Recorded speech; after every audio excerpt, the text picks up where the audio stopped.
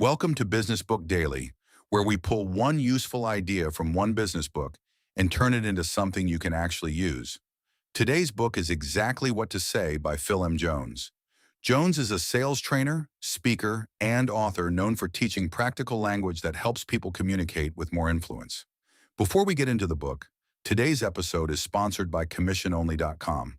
Want to sell more without adding fixed sales salaries? Many companies hire commission-only reps, experienced sellers who get paid only when they produce. Post your opportunity on CommissionOnly.com and get in front of motivated reps who are already looking for performance-based roles. That's CommissionOnly.com. Now back to exactly what to say. The big idea is simple. Small wording changes can change the outcome of a conversation. That doesn't mean magic words can save a bad offer. They can't. If the product is weak, the pricing is wrong, or the customer doesn't have the problem you solve, a better phrase won't rescue the deal. But when the offer is useful and the timing is right, language matters.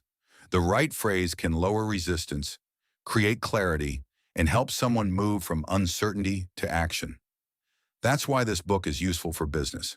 So much of business depends on conversations, sales calls, follow-up emails, proposals, negotiations, customer support, renewals, hiring, and leadership all require people to understand the next step and feel comfortable taking it. The first lesson is to open the door with low-pressure language. People resist when they feel cornered. A phrase like, "I'm not sure if it's for you, but," gives the other person room to decide. That makes the conversation feel safer. And when people don't feel trapped, they're often more willing to listen. The second lesson is to help people picture the decision. A phrase like, "How would you feel if," can move someone from a vague idea to a clearer picture of the result. That matters because people don't only decide based on facts. They also decide based on what the outcome feels like. If a buyer can picture the problem getting solved, the decision becomes easier to understand. The third lesson is to use curiosity before explanation. A lot of people lose the listener because they jump straight into details. They explain too much before the other person is ready to care. Better language creates a little curiosity first. Phrases like, "What I recommend is," or "the good news is," signal that something useful is coming. That small setup can make people more ready to hear the answer. The fourth lesson is to make next steps easy. Many conversations fail because the next step is unclear. The customer may be interested, but they don't know what happens now. Do they book a call, sign a form, wait for an email, talk to someone else, make a decision today? A phrase like, "What happens next is," removes confusion. And when people understand the process, they're more likely to keep moving. The fifth lesson is to handle hesitation without pressure. Objections are often requests for more confidence. Instead of arguing, a better move is to uncover the real concern. A question like, "What makes you say that?" gives the other person room to explain. That helps you respond to the actual issue instead of guessing and launching into a speech nobody asked for. So how do you apply this? Start by reviewing the conversations that matter most in your business. Look at sales calls, follow-up emails, proposals, consultations, customer support, renewal discussions, and onboarding calls. Find the moments where people hesitate, misunderstand, delay, or drop off. Those are the places where better language can help. Next, choose a few phrases that fit those moments. Use low-pressure openings when people are cautious.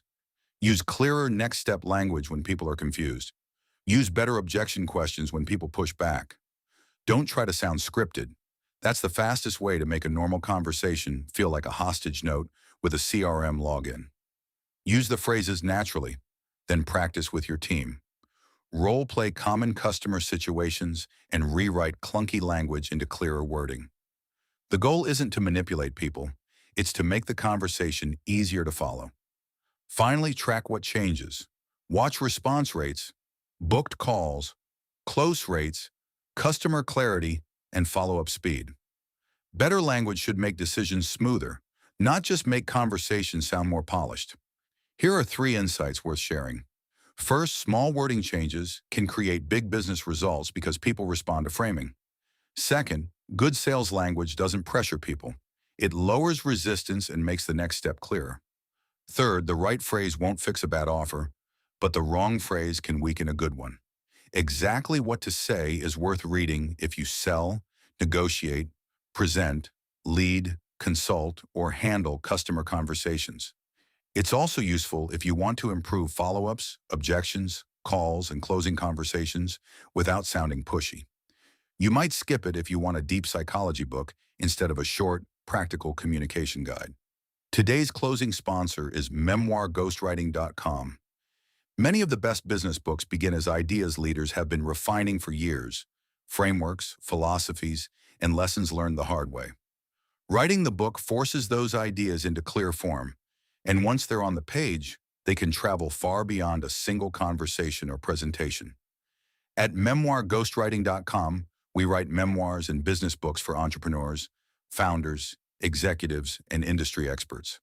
We handle the interviews, structure, writing, editing, design, and publishing, so the final product is polished, professional, and built around your voice.